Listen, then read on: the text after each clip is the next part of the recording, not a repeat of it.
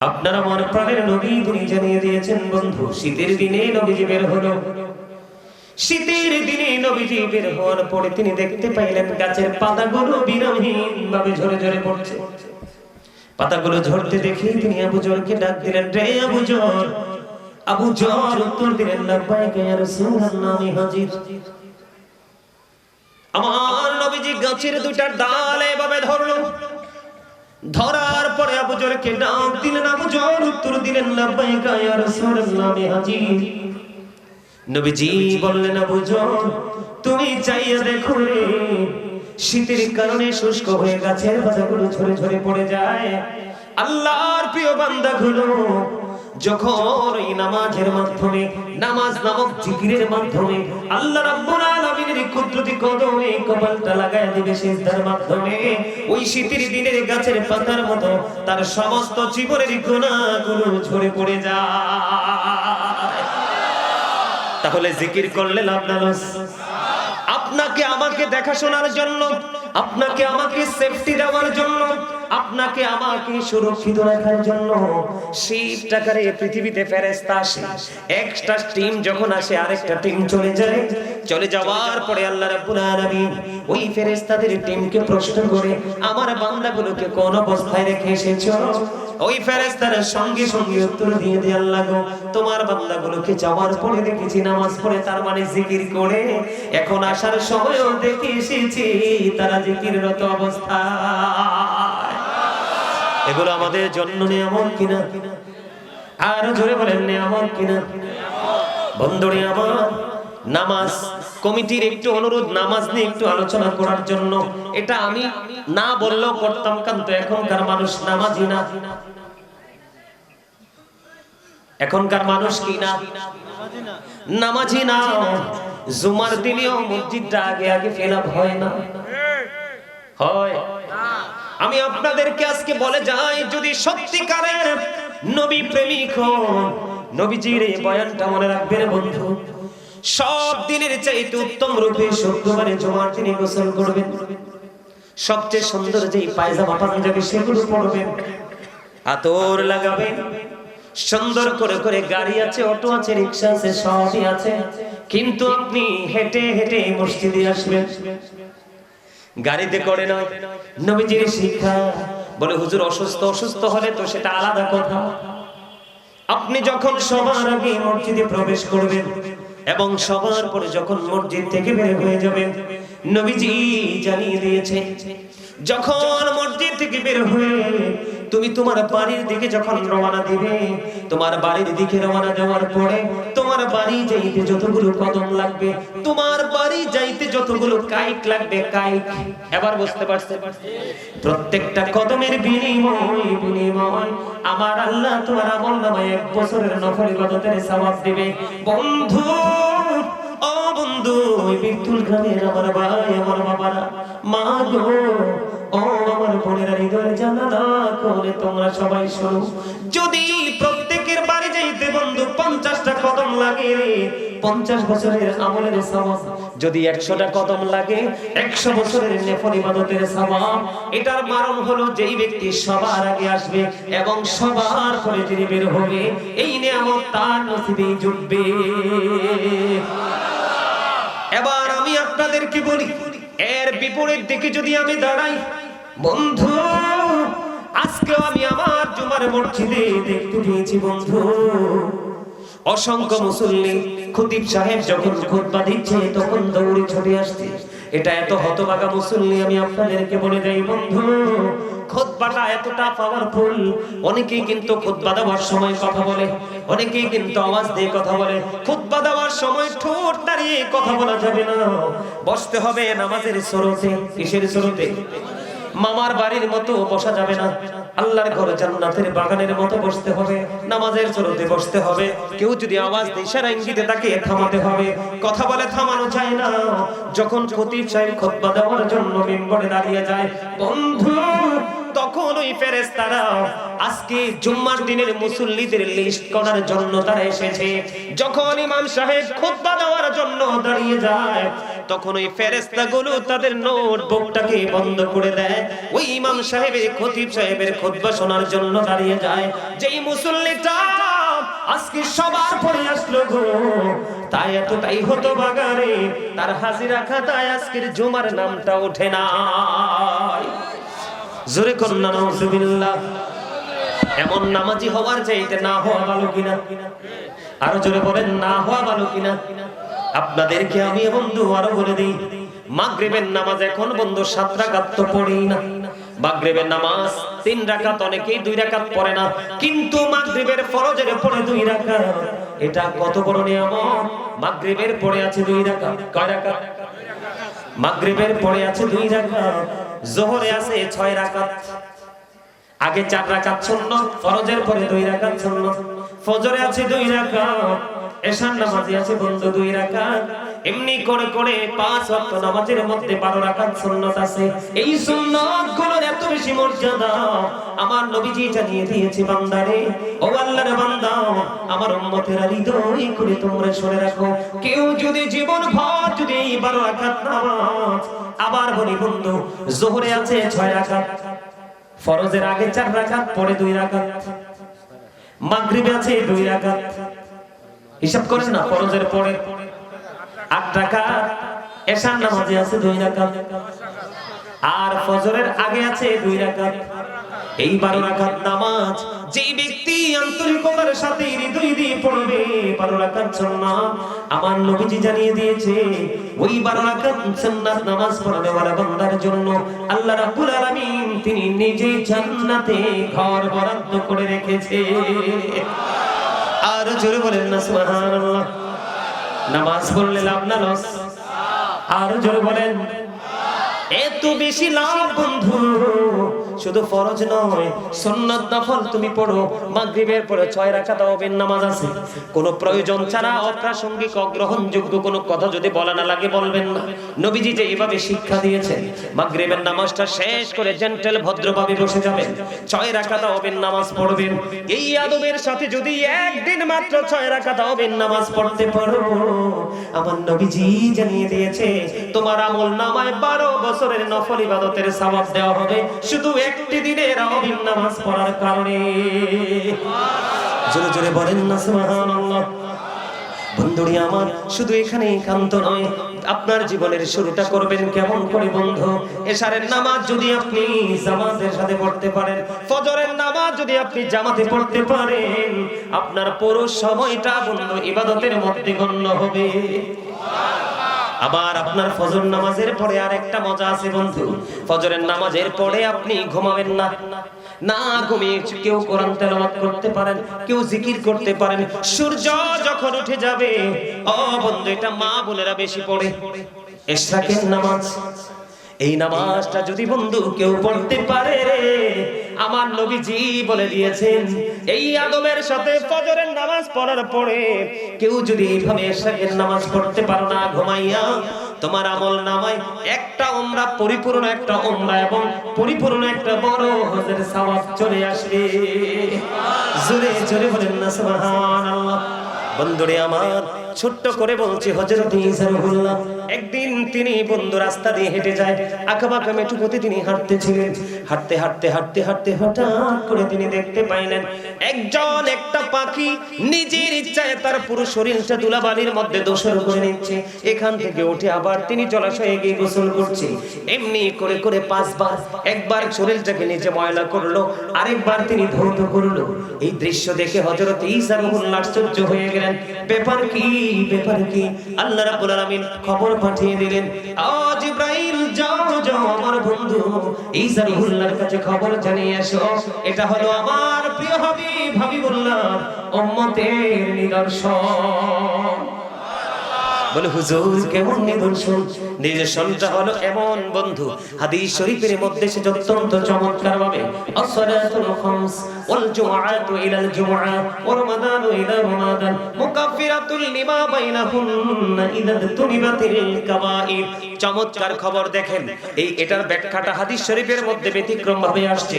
আমার নবীজি জানিয়ে দিয়েছেন, যে ব্যক্তি 5 ওয়াক্ত নামাজ পড়বে, সালাতুল খামস, যে 5 ওয়াক্ত নামাজ পড়বে, ওয়াল জুমআতু ইলাল জুমআ, এক জুমা থেকে আরেক জুমা, ওয়া রমাদানু ইলা রমাদান। কি চমৎকার দেখেন মেসেজ বন্ধু। আপনি যখন 5 ওয়াক্ত নামাজ পড়বেন, 5 ওয়াক্ত নামাজের মধ্যে গ্যাপ আছে না নাই? যেমন গ্যাপ আছে তেমন রিস্কও আছে। রিস্কটা কেমন? আমার নবীজি বলে দিয়েছেন, আমার উম্মত হাসতে হাসতে এমন অপরাধ করে ফেলে, মাশরিক থেকে মাগরিব পর্যন্ত, পৃথিবীর এক প্রান্ত থেকে আরেক প্রান্ত পর্যন্ত যতটুকু দূরত্ব, ততটুকু সমপরিমাণ তিনি রাস্তা জাহান্নামের দিকে এগিয়ে যায়। জোরে জোরে বলেন নাউজুবিল্লাহ। আমার নবীজি জানিয়ে দিয়েছেন 5 ওয়াক্ত নামাজের মধ্যে যে গ্যাপ আছে, 5 ওয়াক্ত নামাজ পড়ার কারণে গ্যাপের গুনার কাফারা হয়ে যায়।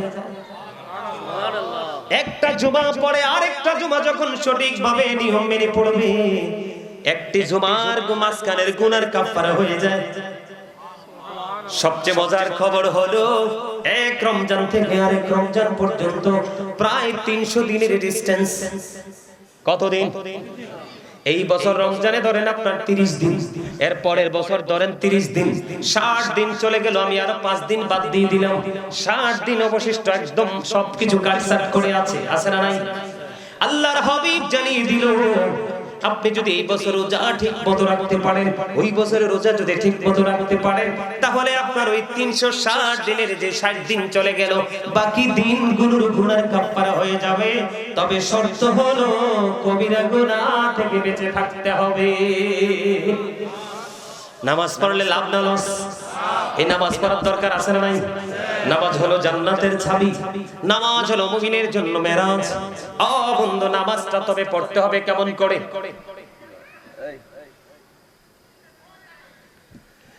নামাজটা পড়তে হবে কেমন করে?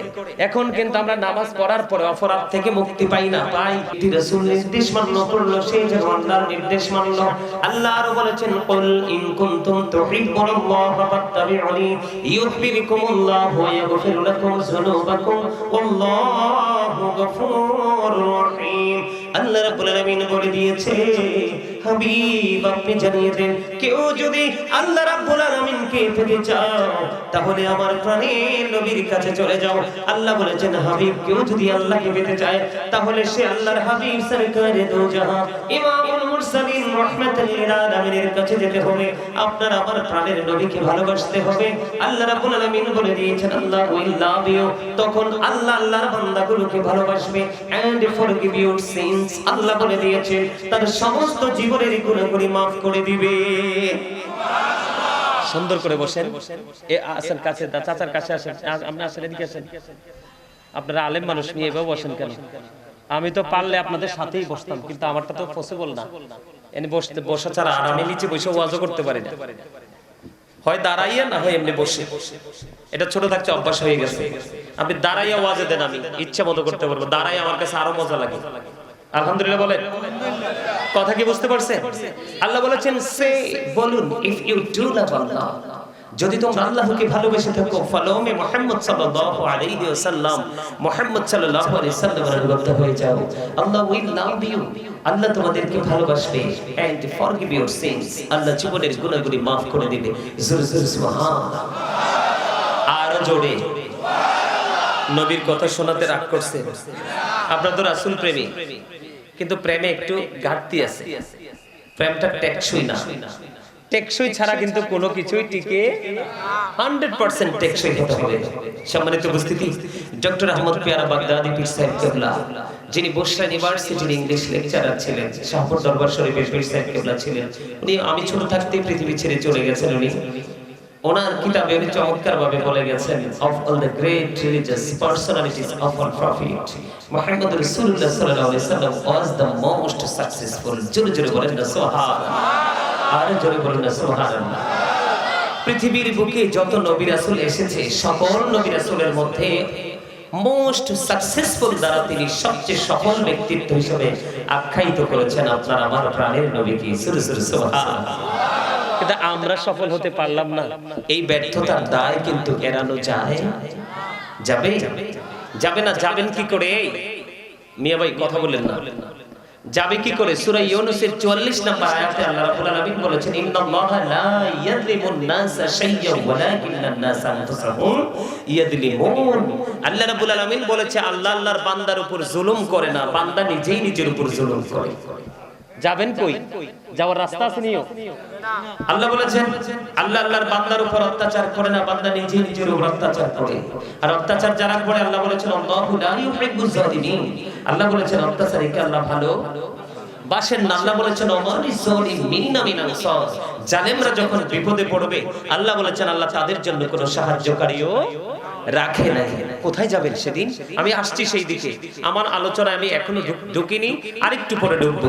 সম্মানিত উপস্থিতি, আপনাদেরকে আজকে প্রাথমিক যে ট্রিটমেন্ট সেটা না দিয়ে কিন্তু আমি আমার আলোচনায় ঢুকবো না, কারণ আপনাদেরকে এখনো মনে হচ্ছে আপনারা অন্যমনস্ক হয়ে আছে। কি আছে? এই মানুষের আসল সত্তা কি তার দেহ নাকি তার আত্মা?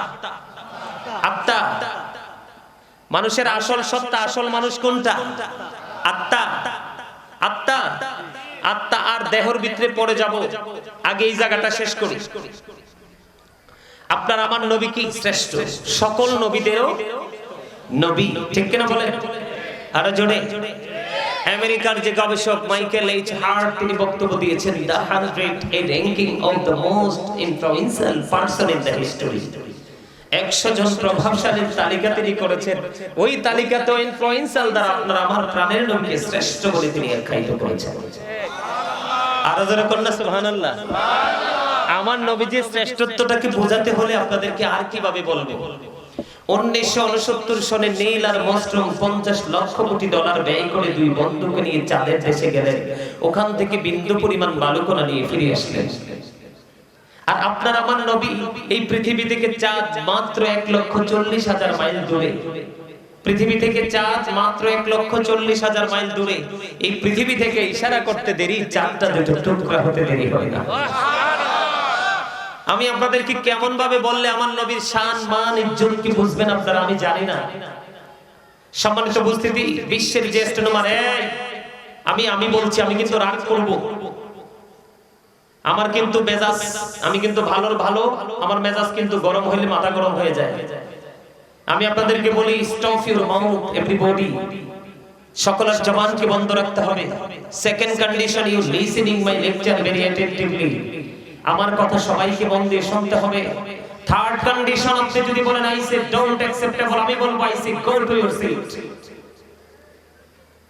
আপনি আপনার বাসায় চলে যাবেন। আমি সেটাতে 100% স্যাটিসফাইড। এটা তামাশার জায়গা না। আপনি কি মনে করেছেন মাহফিলে আসলে আপনি জান্নাতি হয়ে যাবেন? আপনি কি মনে করেছেন নামাজ পড়লে আপনি জান্নাতি হয়ে যাবেন? নো। আল্লাহ রাব্বুল আলামিন বলেছেন, আল্লাযীনা আমানু, যারা ঈমান এনেছে, ওয়া কানু ইয়াত্তাকুন, এবং তাকওয়া অবলম্বন করেছে, লাহুমুল বুশরা, তাদের জন্য সুসংবাদ, ফিল হায়াতিদ দুনিয়া, দুনিয়ার জীবনে, ওয়া ফিল আখিরা, এবং পরকালের জীবনে। আল্লাহু আকবার বলবেন না? বুঝতে পারছেন? প্রথমে ঈমানদার হতে হবে। ঈমান আনার পরে আপনার মধ্যে পরিপূর্ণ ভয় থাকতে হবে। আল্লাহ বলছে, ঈমানদার হওয়ার পরে যদি তোমার অন্তরে তাকওয়া তুমি সৃষ্টি করতে পারো, তাহলে নিয়ামত বরাদ্দ দিলাম উভয় জাহানের জন্য, প্রেজেন্ট এন্ড ফিউচার। আপনি দুটোকে ব্রাইটনেস করতে পারবেন। সুবহানাল্লাহ বলেন। আর যারা বলেন না সুবহানাল্লাহ। খবরটা কি ভালো লাগলো না? আর যারা বলেন ভালো লাগছে? অন্তরে ভয় আপনার মধ্যে থাকতে হবে, না হয় সফলতা সম্ভব নয়। আমার দিকে তাকান। বিশ্বের অ্যাস্ট্রোনমাররা গবেষণা করেছে। তাদের গবেষণা ইনস্টিটিউট থেকে একটা আনসার আমরা পেয়েছি। কেমন জানেন?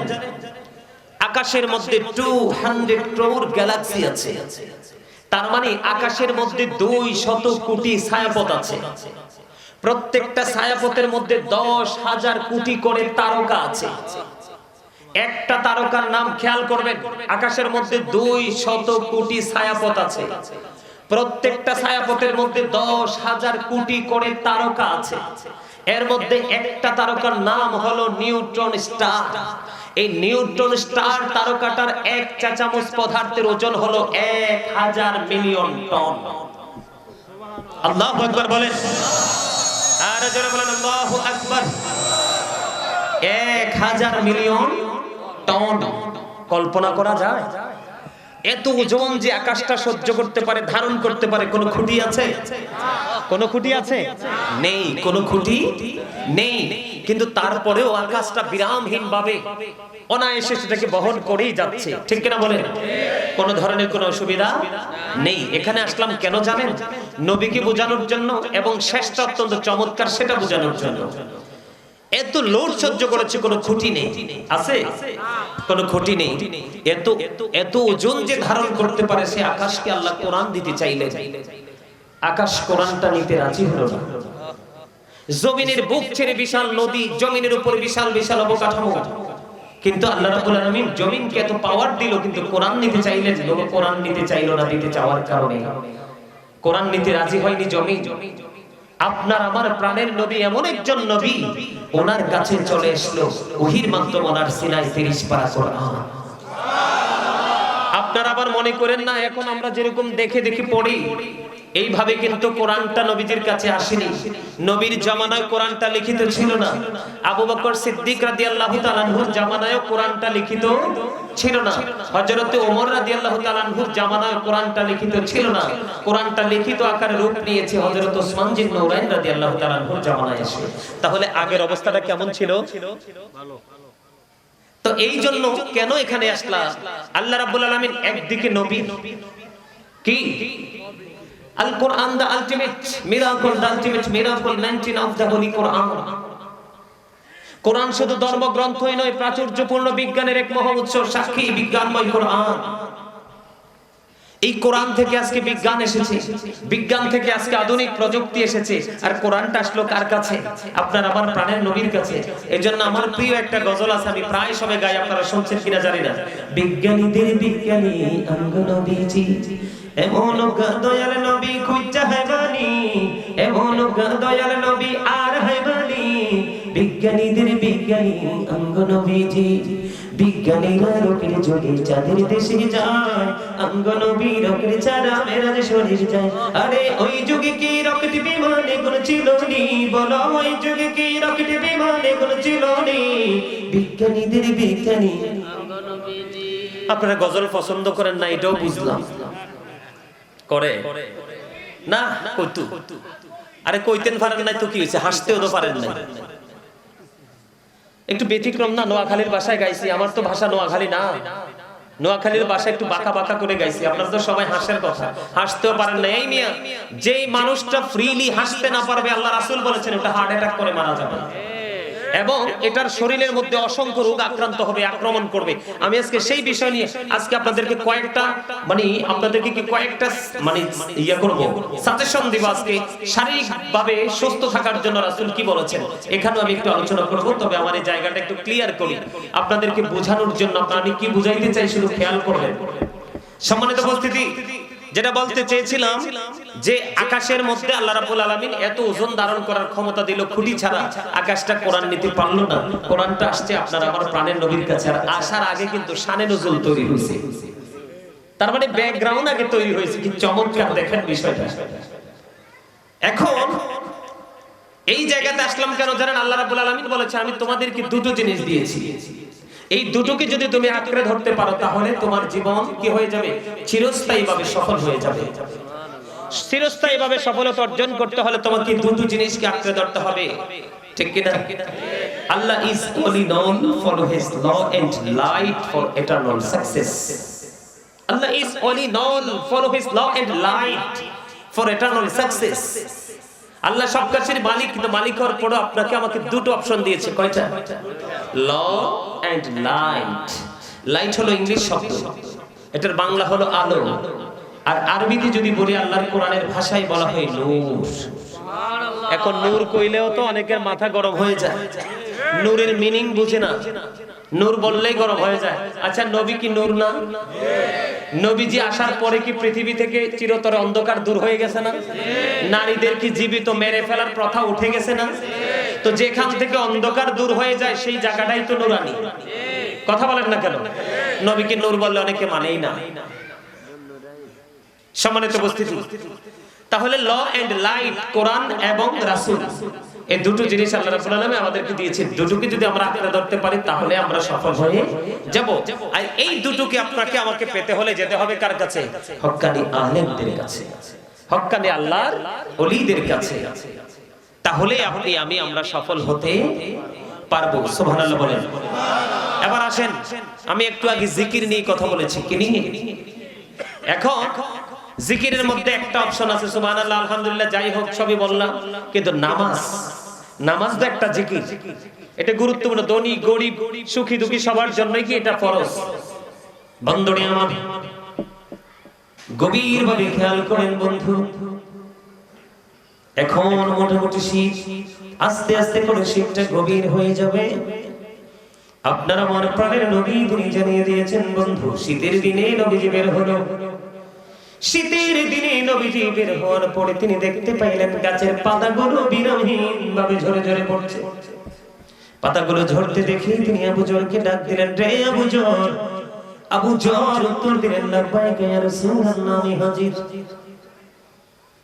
আমার নবীজি গাছের দুইটা ডাল এভাবে ধরলো, ধরার পরে আবু জরকে ডাক দিলেন। আবু জর উত্তর দিলেন, লাব্বাইক ইয়া রাসূলুল্লাহ, আমি হাজির। নবীজি বললেন, আবু জর তুমি চাইয়া দেখো রে, শীতের কারণে শুষ্ক হয়ে গাছের পাতাগুলো ঝরে ঝরে পড়ে যায়। আল্লাহর প্রিয় বান্দাগুলো যখন এই নামাজের মাধ্যমে, নামাজ নামক জিকিরের মাধ্যমে আল্লাহ রাব্বুল আলামিনের কুদরতি কদমে কপালটা লাগায় দিবে সিজদার মাধ্যমে, ওই শীতের দিনের গাছের পাতার মতো তার সমস্ত জীবনের গুনাহগুলো ঝরে পড়ে যায়। তাহলে জিকির করলে লাভ না লস? আপনাকে আমাকে দেখাশোনার জন্য, আপনাকে আমাকে সেফটি দেওয়ার জন্য, আপনাকে আমাকে সুরক্ষিত রাখার জন্য শীত টাকারে পৃথিবীতে ফেরেশতা আসে। একটা টিম যখন আসে আরেকটা টিম চলে যায়, চলে যাওয়ার পরে আল্লাহ রাব্বুল আলামিন ওই ফেরেশতাদের টিমকে প্রশ্ন করে, আমার বান্দাগুলোকে কোন অবস্থায় রেখে এসেছো? ওই ফেরেশতারা সঙ্গে সঙ্গে উত্তর দিয়ে দেয়, আল্লাহ গো তোমার বান্দাগুলোকে যাওয়ার পরে দেখেছি নামাজ পড়ে, তার মানে জিকির করে। এখন আসার সময়ও দেখে এসেছি তারা জিকিররত অবস্থায়। এগুলো আমাদের জন্য নিয়ামত কিনা? আর জোরে বলেন নিয়ামত কিনা? বন্ধুরে আমার, নামাজ কমিটির একটু অনুরোধ, নামাজ নিয়ে একটু আলোচনা করার জন্য। এটা আমি না বললেও করতাম, কিন্তু এখনকার মানুষ নামাজি না। এখনকার মানুষ কি না? নামাজি না। জুমার দিনেও মসজিদটা আগে আগে ফিল আপ হয় না, হয়। আমি আপনাদেরকে আজকে বলে যাই, যদি সত্যিকারের নবী প্রেমিক হন, নবীজির এই বয়ানটা মনে রাখবেন বন্ধু। সব দিনের চাইতে উত্তম রূপে শুক্রবারে জুমার দিনে গোসল করবেন, সবচেয়ে সুন্দর যেই পায়জামা পাঞ্জাবি সেগুলো পরবেন, আতর লাগাবেন, সুন্দর করে করে গাড়ি আছে, অটো আছে, রিকশা আছে, সবই আছে, কিন্তু আপনি হেঁটে হেঁটে মসজিদে আসবেন, গাড়িতে করে নয়। নবীজির শিক্ষা বলে, হুজুর অসুস্থ হলে তো সেটা আলাদা কথা। আপনি যখন সবার আগে মসজিদে প্রবেশ করবেন এবং সবার পরে যখন মসজিদ থেকে বের হয়ে যাবেন, নবীজি জানিয়ে দিয়েছে, যখন মসজিদ থেকে বের হয়ে তুমি তোমার বাড়ির দিকে যখন রওনা দিবে, তোমার বাড়ির দিকে রওনা দেওয়ার পরে তোমার বাড়ি যাইতে যতগুলো কদম লাগবে, তোমার বাড়ি যাইতে যতগুলো কাইক লাগবে, কাইক, এবার বুঝতে পারছেন? প্রত্যেকটা কদমের বিনিময় আমার আল্লাহ তোমার আমলনামায় 1 বছরের নফল ইবাদতের সওয়াব দিবে। বন্ধু, ও বন্ধু, ওই বিতুল গ্রামের আমার ভাই, আমার বাবারা, মা গো, ও আমার বোনেরা, হৃদয় জানালা করে তোমরা সবাই শোনো, যদি প্রত্যেকের বাড়ি যাইতে বন্ধু 50টা কদম লাগে, 50 বছরের আমলের সওয়াব, যদি 100টা কদম লাগে 100 বছরের নফল ইবাদতের সওয়াব। এটার কারণ হলো যেই ব্যক্তি সবার আগে আসবে এবং সবার পরে যিনি বের হবে, এই নিয়ামত তার নসিবে জুটবে। এবার আমি আপনাদেরকে বলি, এর বিপরীত দিকে যদি আমি দাঁড়াই বন্ধু, আজকেও আমি আমার জুমার মসজিদে দেখতে পেয়েছি বন্ধু, অসংখ্য মুসল্লি খতিব সাহেব যখন খুতবা দিচ্ছে তখন দৌড়ে ছুটে আসছে এটা এত হতভাগা মুসল্লি আমি আপনাদেরকে বলে দেই বন্ধু, খুতবাটা এতটা পাওয়ারফুল। অনেকেই কিন্তু খুতবা দেওয়ার সময় কথা বলে, অনেকেই কিন্তু আওয়াজ দিয়ে কথা বলে। খুতবা দেওয়ার সময় ঠোঁট দাঁড়িয়ে কথা বলা যাবে না, বসতে হবে নামাজের সুরতে। কিসের সুরতে? মামার বাড়ির মতো বসা যাবে না, আল্লাহর ঘরে জান্নাতের বাগানের মতো বসতে হবে, নামাজের সুরতে বসতে হবে। কেউ যদি আওয়াজ দেয় ইশারা ইঙ্গিতে তাকে থামাতে হবে, কথা বলে থামানো যায় না। যখন খতিব সাহেব খুতবা দেওয়ার জন্য মিম্বরে দাঁড়িয়ে যায় বন্ধু, তখন ওই ফেরেশতারা আজকে জুম্মার দিনের মুসল্লিদের লিস্ট করার জন্য তারা এসেছে। যখন ইমাম সাহেব খুতবা দেওয়ার জন্য দাঁড়িয়ে যায়, তখন ওই ফেরেশতাগুলো তাদের নোটবুকটাকে বন্ধ করে দেয়। ওই ইমাম সাহেবের খতিব সাহেবের খুতবা শোনার জন্য দাঁড়িয়ে যায়। যেই মুসল্লিটা আজকে সবার পরে আসলো গো, তাই এতটাই হতো বাগারে, তার হাজিরা খাতায় আজকের জুমার নামটা ওঠে না। জোরে কন্যা নাউজুবিল্লাহ।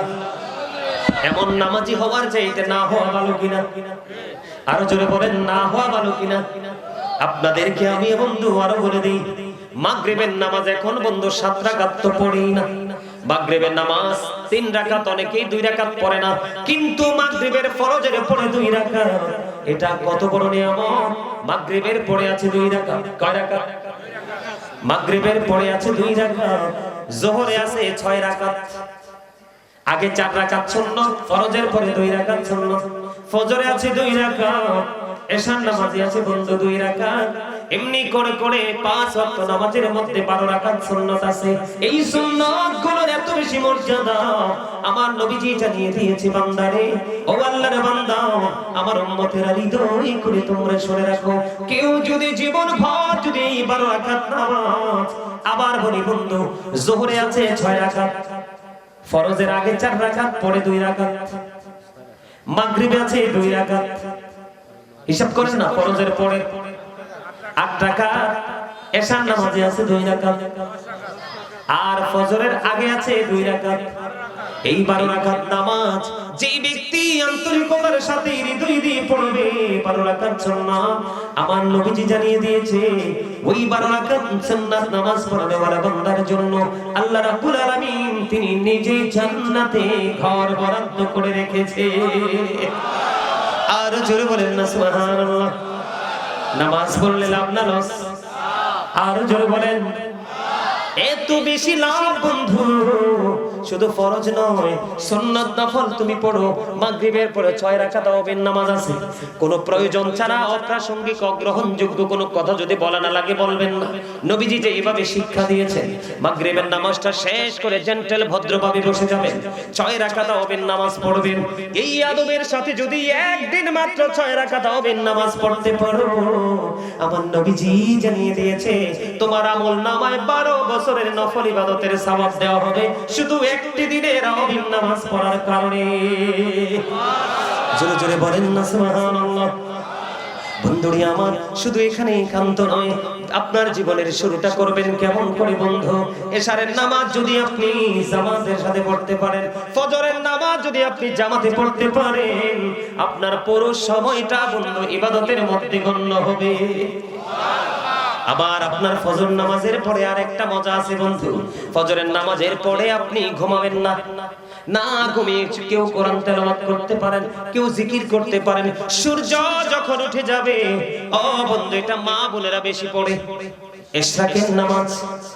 এই নামাজটা যদি বন্ধু কেউ পড়তে পারে, আমার নবীজি বলে দিয়েছেন, এই আদবের সাথে ফজরের নামাজ পড়ার পরে কেউ যদি এইভাবে ইশরাকের নামাজ পড়তে পারো না ঘুমাইয়া, তোমার আমল নামায় একটা উমরা, পরিপূর্ণ একটা উমরা এবং পরিপূর্ণ একটা বড় হজের সওয়াব চলে আসবে। জোরে জোরে বলেন না সুবহানাল্লাহ। বন্ধুরে আমার, ছোট্ট করে বলছি, হযরত ঈসা রুহুল্লাহ একদিন তিনি বন্ধু রাস্তা দিয়ে হেঁটে যায়, আঁকাবাঁকা মেঠুপথে তিনি হাঁটতেছিলেন। হাঁটতে হাঁটতে হাঁটতে হাঁটতে হঠাৎ করে তিনি দেখতে পাইলেন একটা পাখি নিজের ইচ্ছায় তার পুরো শরীরটা ধুলাবালির মধ্যে দোসর করে নিচ্ছে। এখান থেকে উঠে আবার তিনি জলাশয়ে গিয়ে গোসল করছে। এমনি করে করে 5 বার, একবার শরীরটাকে নিচে ময়লা করলো, আরেকবার তিনি ধৌত করলো। এই দৃশ্য দেখে হযরত ঈসা রুহুল্লাহ আশ্চর্য হয়ে গেলেন, ব্যাপার কি? ব্যাপার কি?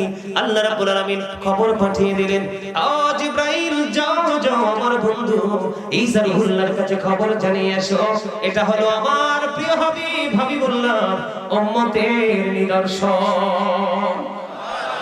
বলে হুজুর কেমন নিদর্শন?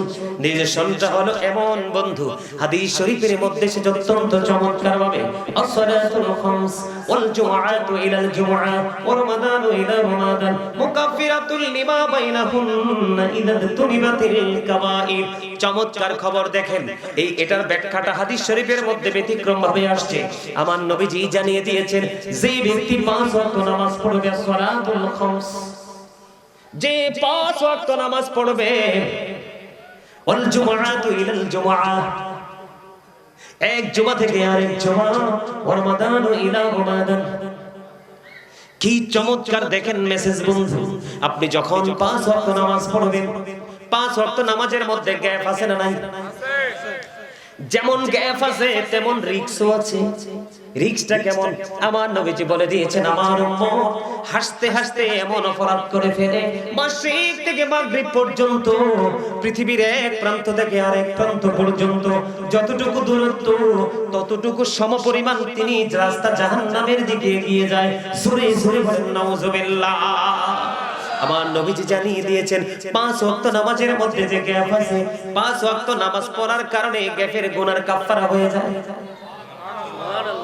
একটা জুমা পড়ে আরেকটা জুমা যখন সঠিকভাবে নিয়ম মেনে পড়বে, একটি জুমার মাঝখানের গুনার কাফারা হয়ে যায়। সবচেয়ে মজার খবর হলো, এক রমজান থেকে আরেক রমজান পর্যন্ত প্রায় 300 দিনের ডিসটেন্স। কতদিন? এই বছর রমজানে ধরেন আপনার 30 দিন, এর পরের বছর ধরেন 30 দিন, 60 দিন চলে গেল, আমি আরো 5 দিন বাদ দিয়ে দিলাম, 60 দিন অবশিষ্ট একদম সবকিছু কাটছাট করে আছে না নাই? আল্লাহর হাবিব জানিয়ে দিল, আপনি যদি এই বছর রোজা ঠিক মতো রাখতে পারেন, ওই বছরের রোজা যদি ঠিক মতো রাখতে পারেন, তাহলে আপনার ওই 360 দিনের যে 60 দিন চলে গেল, বাকি দিনগুলোর গুনার কাফারা হয়ে যাবে। তবে শর্ত হলো কবিরা গুনাহ থেকে বেঁচে থাকতে হবে। নামাজ পড়লে লাভ না লস? এই নামাজ পড়ার দরকার আছে না নাই? নামাজ হলো জান্নাতের চাবি, নামাজ হলো মুমিনের জন্য মেরাজ। ও বন্ধু, নামাজটা তবে পড়তে হবে কেমন করে?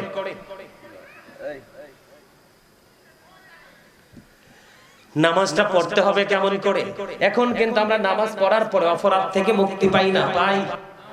আমার দিকে তাকান, আমি যদি শুরুটা এমন ভাবে করি, এখানে ম্যাক্সিমাম লোকের পিছনে পরনে আছে জিন্স প্যান্ট, আছে না নাই? আসেনি? এখন একবারও কি চিন্তা করছেন এই প্যান্টটা হালাল না হারাম?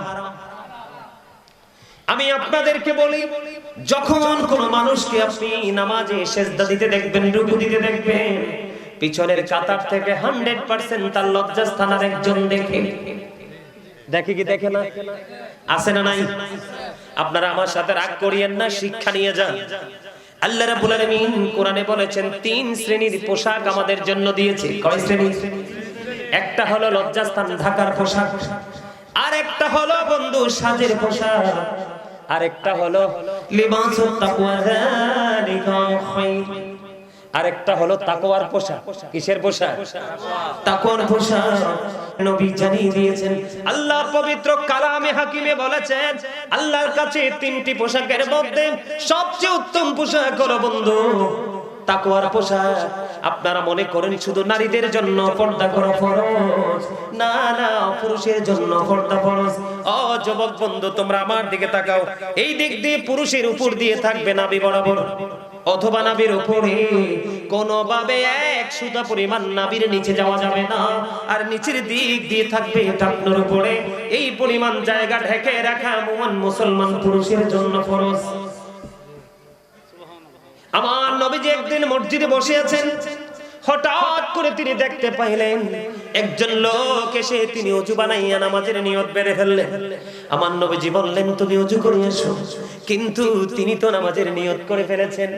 ইয়া রাসূলুল্লাহ, ইয়া হাবিবাল্লাহ, নবী গো, নামাজের নিয়ত তো হয়ে গেছে। নবীজি কোনো কিছু বলেন না, নবীজি বললেন ওযু করে এসো। তিনি অজু করে আসলেন।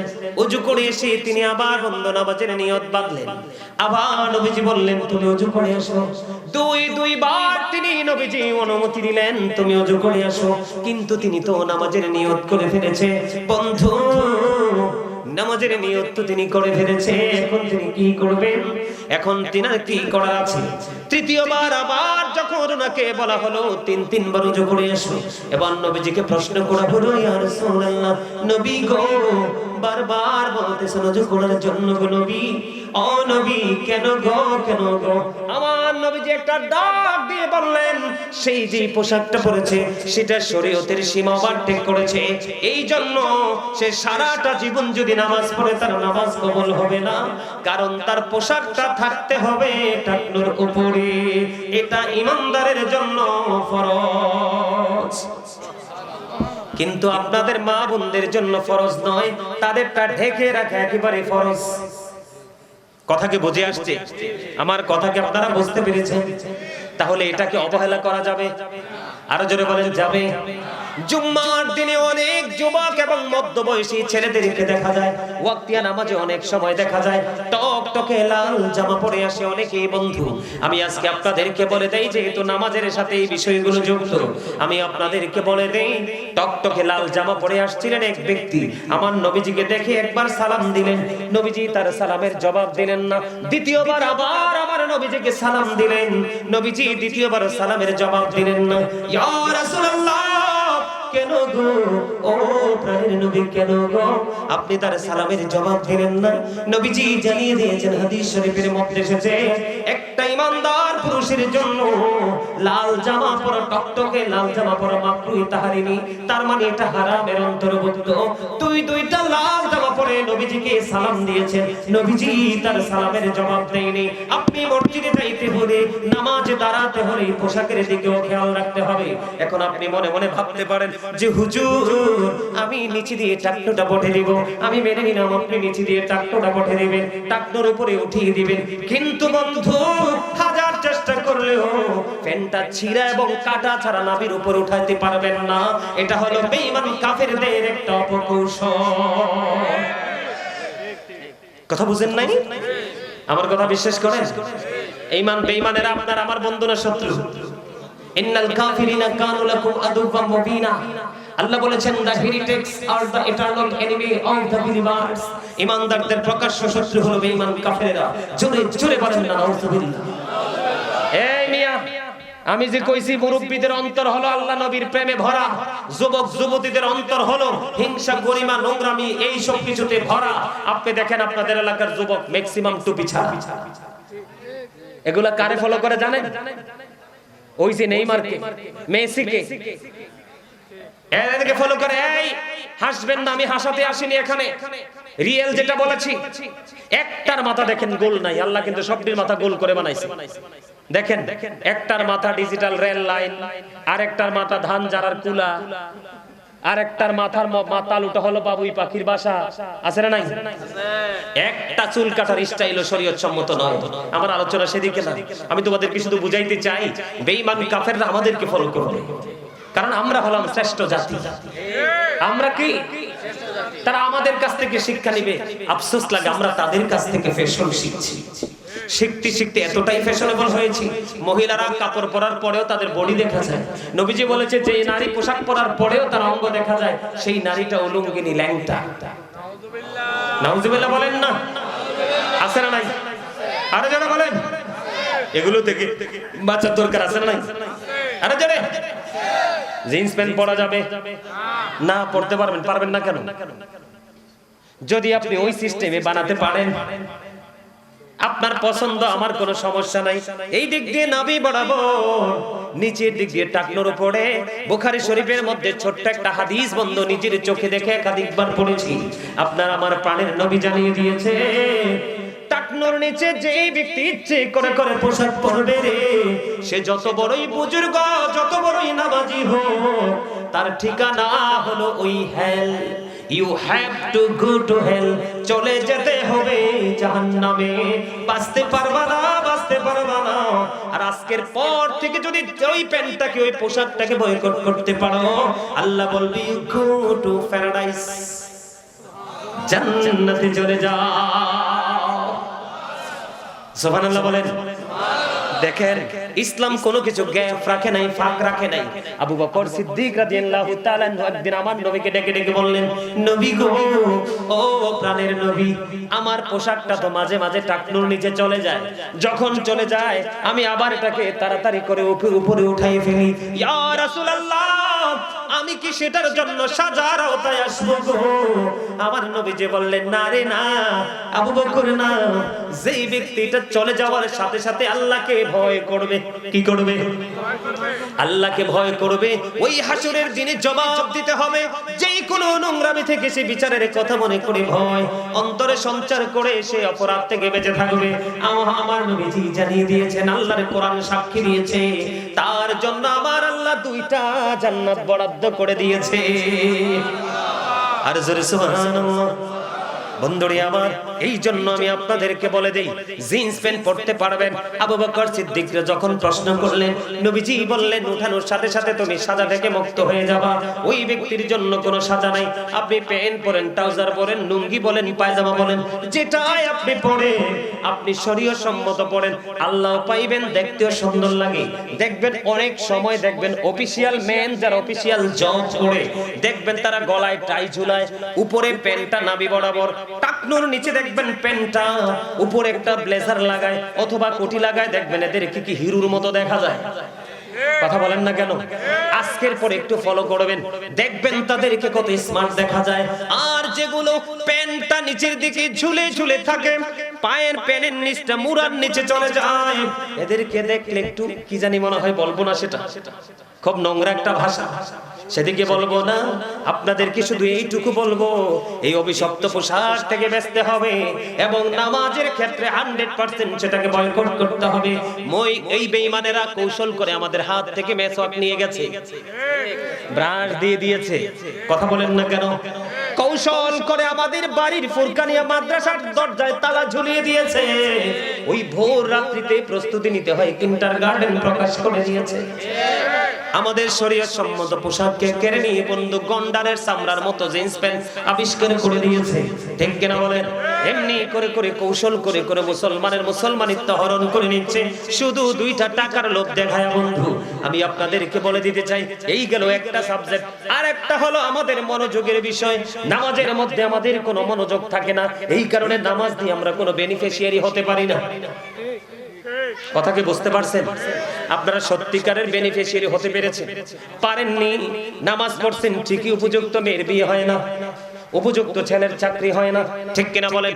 ছেলে বিদেশ গিয়ে অসুস্থতা কাটে না, অথচ আমার নবী বলেছেন, আমার নবীজি জানিয়ে দিয়েছেন, প্রতি রাত গভীর রজনীতে তাহাজ্জুদের নামাজ পড়ো, তোমার মধ্যে কোনো ধরনের কোনো রোগ থাকবে না। আল্লাহর কাছে সবচেয়ে বেশি প্রিয় হলো দাউদ আলাইহিস সালামের নামাজ। আল্লাহর কাছে সবচেয়ে বেশি প্রিয় রোজা হলো হযরত দাউদ আলাইহিস সালামের রোজা। আপনারা জানেন না, হযরত দাউদ আলাইহিস সালাম 1/6 সময় শুধু রাতে ঘুমাইতো, আর 5ম সময় পর্যন্ত তিনি আল্লাহর গোলামিতে থাকতেন। আপনার আমার কি সেই ট্রেনিং আছে? আপনার আমার প্রাণের নবী নামাজে যখন দাঁড়াতো, পা মোবারক ফুলে লোহ মোবারক বের হয়ে আসতো, তারপরেও তার নামাজ শেষ হতো না। এতটাই মনোযোগ ছিল বন্ধু। আমি আপনাদেরকে বলি, ইমাম বুখারীর নাম শুনছেন নি? কে কে শুনছেন? আল্লাহ রে আল্লাহ, কার কাছে এত ওয়াজ শোনাইলাম? 11:30, 10টায় ধরছি, 1.5 ঘন্টা হয়ে গেছে। কই যাইতাম? আমার ওয়াজ কি তারা শুনে, নাকি এনে বসে বসে অন্য কোথাও গেছে? আপনারা কি এখানে বসে মনটাকে অন্য কোথাও পাঠাইছেন হানিমুনের জন্য, নাকি মনও এখানে আছে? মনের বাজার আইতেছে, একটু অপেক্ষা করে, একটু।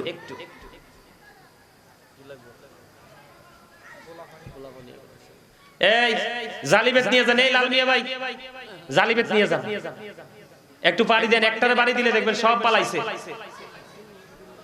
জালিবেত নেন, আমি আবার এইসব ক্ষেত্রে ছোট বড় আবার ছোট বড় যাচাই বাছাই করা যায় না। সে চুপ করে থাকা লাগবে এটা বুঝে না, কথা খাওয়া যাবে এটা বুঝে কেমনে? কথা কন না কেন? দুইটা বাড়ি দেওয়ার দরকার না? চিকন সিবা দিয়া দুইটা কয়টা? দেখুন অটো বন্ধ হয়ে গেছে। আমার দিকে তাকান বন্ধু, ইমাম বুখারী কেমন নামাজ পড়েছে মনোযোগের ক্ষেত্রে। উনি একদিন নামাজরত অবস্থায়, বেঙ্গলের নাম শুনছেন নি? এটা ফানির নিচেও ঢুকে কামড়ায়। আমার একবার কামড়াইছিল, ওমারে মা শেষ হয়ে যাইছে, এমন কামড়াইছে আশেপাশের মানুষ তাড়াতাড়ি ধোয়া দিয়া বাঁচাইছে। এত বিষাক্ত। ইমাম বুখারী নামাজে দাঁড়াইলো। নামাজ শেষ করার পরে ওনার ছাত্রকে বলল, আমার পাঞ্জাবিটা একটু উঠাও না। উঠাইয়া দেখো, উঠাইয়া চাইয়া দেখি ইমাম বুখারীর পিঠটার মধ্যে ওই বেঙ্গল বিষাক্ত পোকা 10টা কামড় দিয়েছে। ছাত্র ডাক দিয়া বলে, হুজুর কেমন করে নামাজ পড়েছেন গো? এত বিষাক্ত পোকা একটা দুইটা না 10টা কামড় দিয়েছে। ইমাম বুখারী একটা ডাক দিয়ে বলে, আমি নামাজে যখন দাঁড়িয়েছি রে, কোরআন তেলাওয়াত যখন শুরু করেছি, এটাতে এত বেশি মজা পেয়েছি, আমার কাছে বিষাক্ত পোকার কামড়ে বিষ আমি অনুভবই করতে পারি না। আল্লাহু আকবার, ইয়া রাসূলুল্লাহ, ইয়া রাসূলুল্লাহ, জিন্দাবাদ জিন্দাবাদ। আলহামদুলিল্লাহ বলেন। আপনারা কি সত্যি মজা পান? আমার ওয়াজে যদি আপনারা মজা না পান তাহলে আমি ব্যর্থ।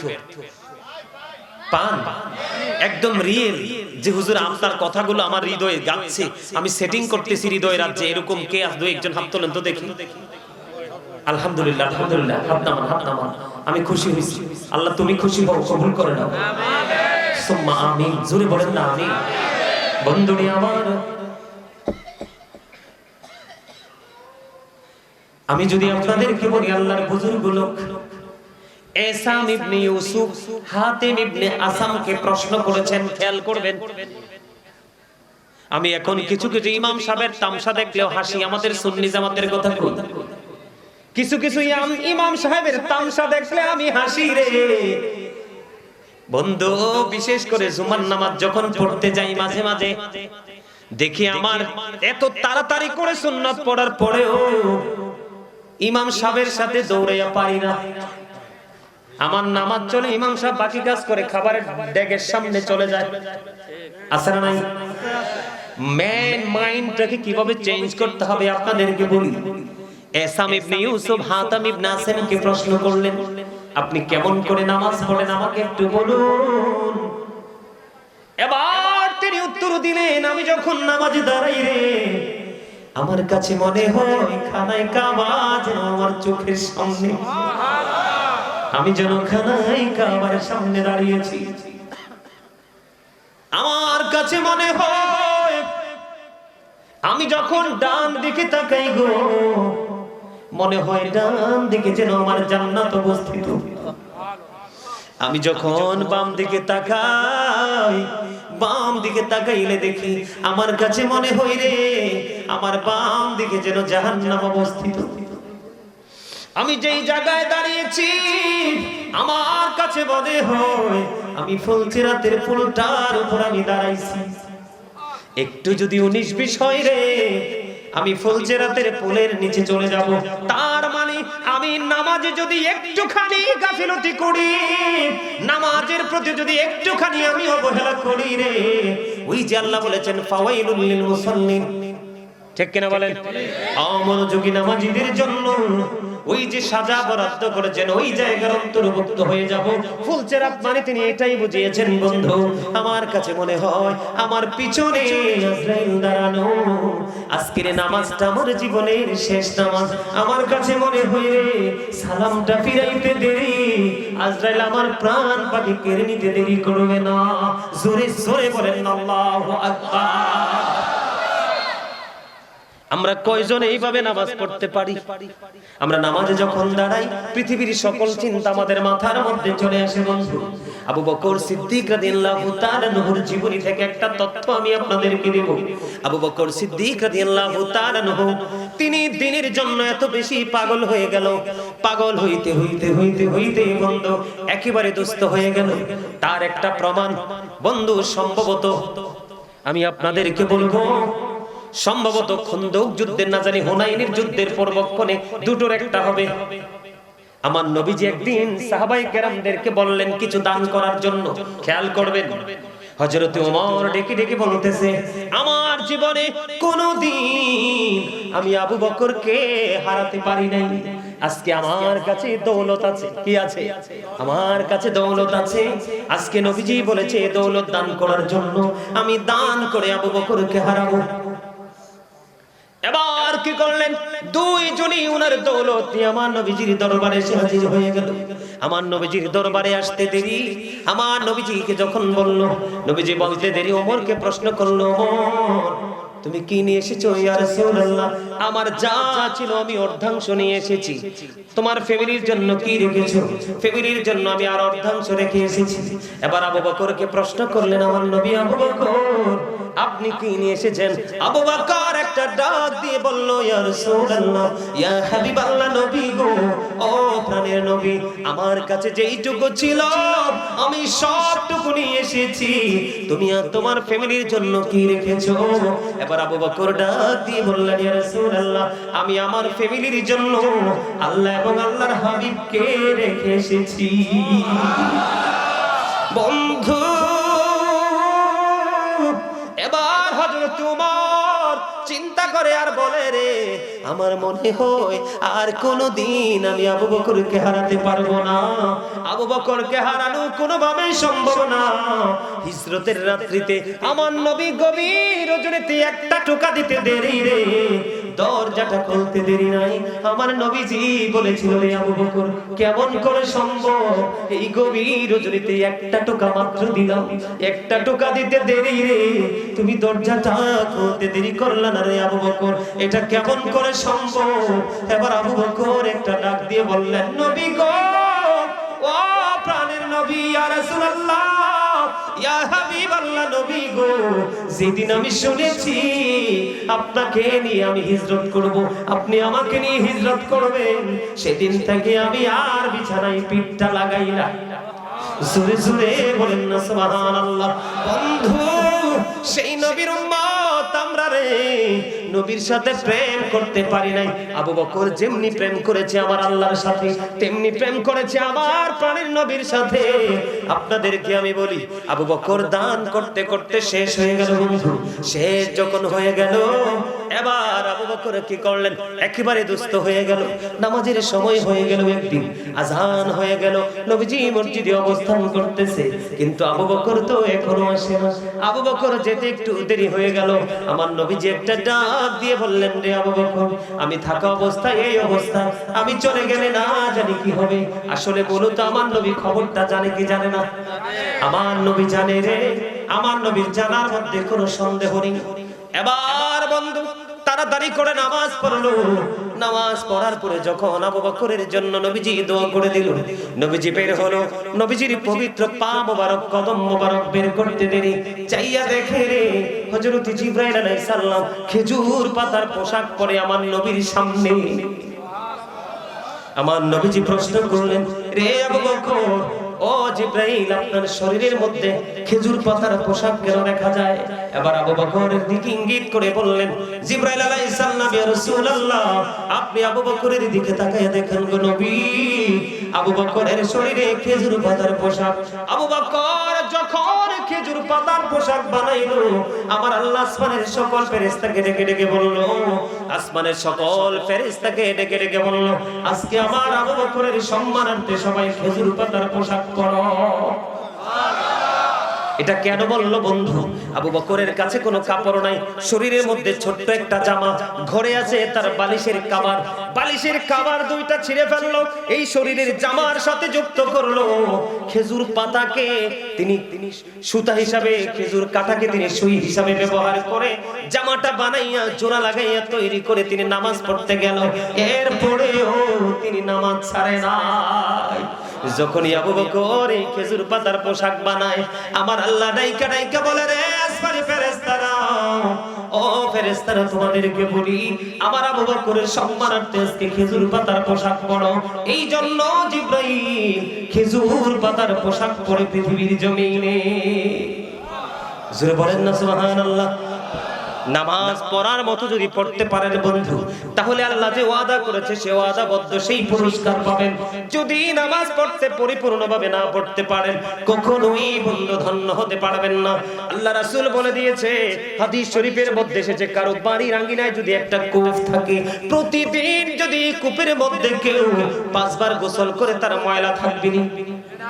5 বার গোসল করলে যেমনি ময়লা থাকে না, ওই ঈসা নবী যে প্র্যাকটিক্যালি দৃশ্যটা দেখেছিল, সেটা যে বন্ধু পরিপূর্ণ ওই হাদিস শরীফ আমার নবীজি বলেছে, আল্লাহর বান্দা যখন 5 ওয়াক্ত নামাজ সঠিকভাবে পড়বে, ওই বন্ধু 5 ওয়াক্ত নামাজের কারণে তার আমলনামা থেকে সবগুলো গুনাহ ঝরে পড়ে যাবে। আর জোরে বলেন না সুবহানাল্লাহ। তাহলে নামাজ পড়ার দরকার আছে না? এত বেশি আছে, তবে বেশি বেশি করে তাহাজ্জুদ পড়বেন। কি করবেন? কাল হাসরের দিন আহ্বানকারী আহ্বান করতে থাকবে, কে রে গভীর রাত্রে উঠে নামাজ পড়েছিলা? নবীজি বলেছেন, হাদিস শরীফের মধ্যে এসেছে, অল্প সংখ্যক লোক দাঁড়াবে, একেবারে অল্প সংখ্যক লোক দাঁড়াবে। যখন এই অল্প সংখ্যক লোক দাঁড়াবে, ওই লোকগুলো দাঁড়ানোর সঙ্গে সঙ্গে বন্ধু বিনা হিসাবে ওই ব্যক্তিগুলো যারা দাঁড়াবে, তাদেরকে বিনা হিসাবে জান্নাতে যাওয়ার অর্ডার দিয়ে দিবে। আর বাকি সবাইকে হিসাবের জন্য প্রস্তুত নিতে হবে। আর জোরে বলেন না সুবহানাল্লাহ। আর একটু জোরে বলেন সুবহানাল্লাহ। সহজ মনে করছেন? আল্লাহ রাসূল বলেছেন, অল্প সংখ্যক মানুষ দাঁড়াবে, ওদেরকে অর্ডার দিবে, তোমরা বিনা হিসাবে জান্নাতে চলে যাও। তারা বিনা হিসাবে জান্নাতে চলে যাবে, আর বাকি লোকগুলো হিসাবের জন্য প্রস্তুত হবে। 5 ওয়াক্ত নামাজ ঠিকভাবে পড়বেন। আসছে সামনে রমজান, রমজানের রোজাগুলো বেশি বেশি করে পড়বেন, আর বেশি বেশি করে নফল নামাজ পড়বেন। মানুষের জীবনে অনেক কারণে কিন্তু ফরজ ইবাদত ছুটে যায়। যখন এই ফরজ ছুটে যাবে, ঘাটতি দেখা যাবে, তখন আল্লাহ রাব্বুল আলামিন বলবে, আমার বান্দার নফল ইবাদত দিয়ে সেটা ফিল আপ করে দাও। জোরে বলেন না সুবহানাল্লাহ। তাহলে আমরা নফল ইবাদত বেশি বেশি করব তো? যদি না করি, ঠিকানা কোথায়? জাহান্নামে। জাহান্নাম কি শুরুই হবে? না বন্ধু, তিলে তিলে বন্ধু। আমি আপনাদেরকে আজকে একটা আয়াত নিয়েছি, আমি প্রায় ওয়াজে আয়াতটা তেলাওয়াত করি, বর্তমান প্রেক্ষাপট ভালো নাই জন্য। আল্লাহ রাব্বুল আলামিন বলেছেন, ইয়া আইয়ুহাল্লাযীনা আমানু কু আনফুসাকুম ওয়া আহলিকুম নার। আল্লাহ রাব্বুল আলামিন বলে দিয়েছেন, ও believers, save yourself and your families from the fire. আল্লাহ বলেছে, ইমানদারদেরকে ডেকে ডেকে বলেছে, তুমি জাহান্নাম থেকে বাঁচো এবং তোমার পরিবারকেও জাহান্নাম থেকে বাঁচাও। আল্লাহু আকবার বলেন না? আরো জোরে বলেন। আল্লাহ বলেছেন, ইয়া আইয়ুহান নাসু তাকু রাব্বাকুম ইন্না যালজালাতিস সাআতি শাইউন আযীম। আসরিও আল্লাহ রাব্বুল আলামিন মানুষকে ডেকে ডেকে বলেছে, মানুষ তোমরা আল্লাহকে ভয় করো। তোমার রবকে কি করো? ভয় করো। নিশ্চয়ই ওই কিয়ামতের দিনের কম্পন অত্যন্ত ভয়ঙ্কর। বলেছে কে? এটা অত্যন্ত ভয়ঙ্কর একটা ব্যাপার। কিন্তু আল্লাহ যাকে চাইবে তার জন্য কোনোভাবে এটা ভয়ঙ্কর হবে না, এটা হবে তার জন্য নিয়ামত। আর জোরে বলুন সুবহানাল্লাহ। আপনারা কি বিরক্ত হচ্ছেন? ওয়াজ শেষ করে দিব নাকি আরেকটু করব? জান্নাত জাহান্নাম নিয়ে একটু ওয়াজের দরকার আসেনি? আপনারা সবাই শুনতে রাজি? আরো জোরে। আমার আল্লাহ আল্লাহ আল্লাহ, ও আল্লাহ আল্লাহ,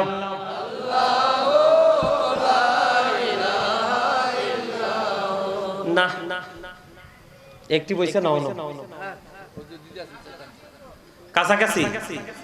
ঈমান তো কাছাকাছি থাকলে হয় না, 100% হইতে হয়, না হয় একবারে না থাকতে হয়। কথা কর না কেন? দিকে তাকান, মরার পরে ঠিকানা কোথায়? কবরে যাইতে হলে তো পৃথিবীতে সিস্টেমটা শুরু হয়ে যায়।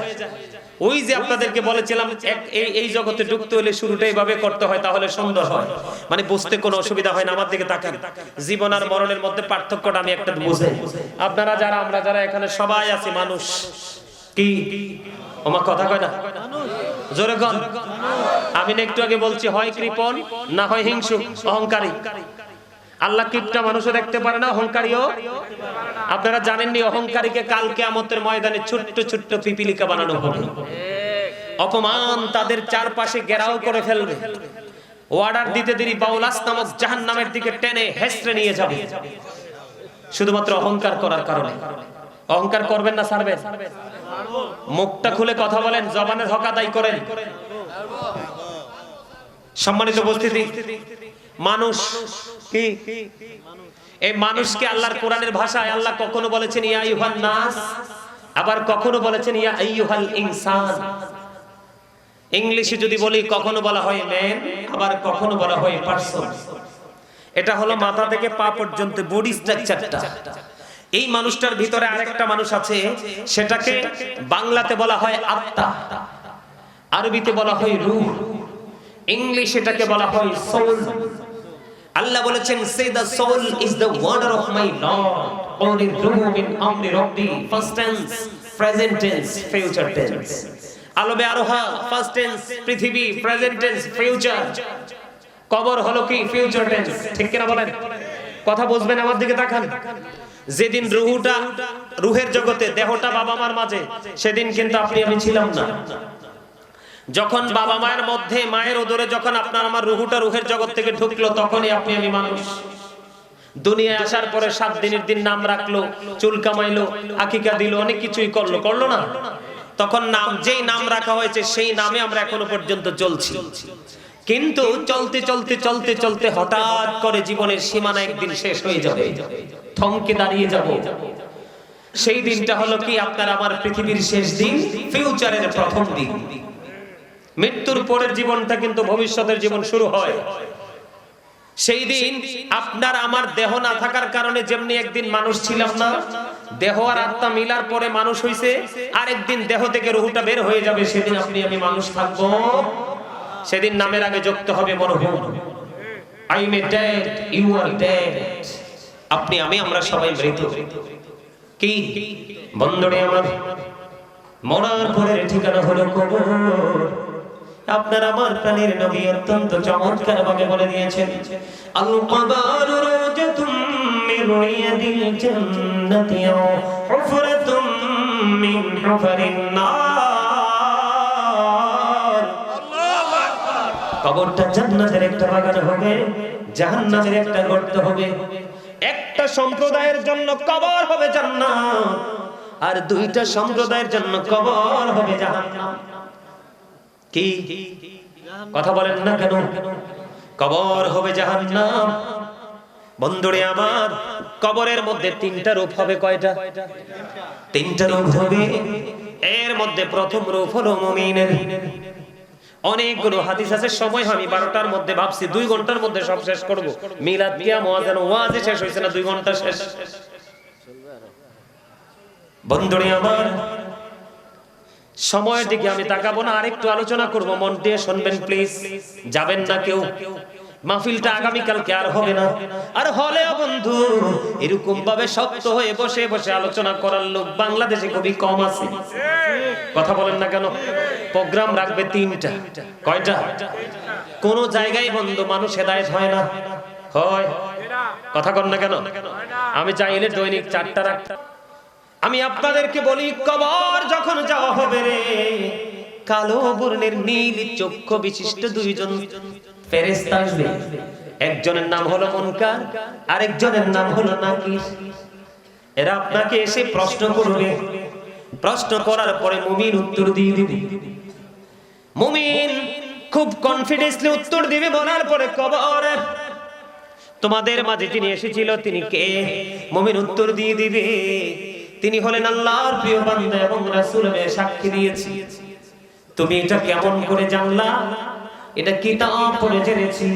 সঙ্গে সঙ্গে গায়েব থেকে আওয়াজ আসবে, আমার বান্দা যা বলেছে 100% সত্য বলেছে। বন্ধু, কবরে উত্তরগুলো দিতে দেরি রে, আল্লাহ রাব্বুল আলামিন সঙ্গে সঙ্গে বলে দেবে, গায়েব থেকে আওয়াজ আসবে, দৈর্ঘ্য এবং প্রস্থে কবরটা 70 গুণ প্রশস্ত হয়ে যাবে। সুবহানাল্লাহ। ওয়াজে মন নাই, একটুখানির মধ্যেই ছেড়ে দিব, বিরক্ত হয়েন না। নবীজির হাদিস স্পষ্ট, বিরক্ত করে মুসল্লিকে ওয়াজ চলবে বন্ধ করে নিষেধ করে দিয়েছে। বন্ধুরে আমার, দৈর্ঘ্য এবং প্রস্থে কবরটা 70 গুণ চওড়া হয়ে যাবে। নূরের আলোতে পুরো কবর বন্ধ নুরানি হয়ে যাবে রে। জান্নাতের পোশাক পরিয়ে দেওয়া হবে। তার কবর থেকে ওই যে জান্নাত, ওই জান্নাতের দিকে দরজাটা ওপেনিং করে দেওয়া হবে। এবং সবচেয়ে বড় মজার খবর, আল্লাহ রাব্বুল আলামিন কোরআনে বলে দিয়েছেন, ইনদা রাব্বিহিম ইউরযাকুন। আল্লাহ বলেছেন, দে রিসিভ ফুড ফ্রম আল্লাহ। ওই আল্লাহর প্রিয় লোকদের জন্য জান্নাতি খাবার আল্লাহ বরাদ্দ করে রেখেছে। এবার ওই মুমিন পৃথিবীতে ফিরে আসতে চাইবে, ফেরেশতারা দেখে বলবে, না না, তুমি আর পৃথিবীতে যেতে পারবে না, নতুন বরের মতো তুমি ঘুমিয়ে যাও। ওই পর্যন্ত তুমি ঘুমাইবা, যেই পর্যন্ত না তোমার প্রিয়জন তোমাকে না ডাকবে। নতুন বর চোর হোক, ডাকাত হোক আর গুন্ডা হোক, যাই হোক, নতুন বরকে কিন্তু কেউ অপমান করে না। কথা বলেন, করে? আজকের দিনের জন্য সর্বোচ্চ সম্মানী, সর্বোচ্চ চেয়ার, সর্বোচ্চ প্লেট, সর্বোচ্চ রিসিপশন এবং সর্বোচ্চ ভাবে বিদায়। হাদিস শরীফের মধ্যে এসেছে, রাসূল বলবে, রাসূল জানিয়ে দিয়েছে, ফেরেশতারা বলবে, না না, তিনি ফিরে আসতে চাইবে। আপনজন কান্নাকাটি করতেছে, তাদেরকে থামানোর জন্য ফেরেশতারা বলবে, না না, তোমার যাওয়ার কোনো প্রয়োজন নেই, কারণ তুমি নতুন বোর্ডের মতো তুমি ঘুমিয়ে যাও। এবার আসেন, ওই যে বলেছি বন্ধু, কপাল পোড়া দুইটা দল। কয়টা দল? আল্লাহ কোরআনে বলেছে, উইদ্দাত লিল মুত্তাকিন, মুত্তাকিনদের জন্য জান্নাত বরাদ্দ। ওই মুত্তাকিন জান্নাত বরাদ্দ পেয়ে গেছে। এবার বন্ধু মুনাফিক, আল্লাহ কোরআনে বলেছে, ইন্নাল মুনাফিক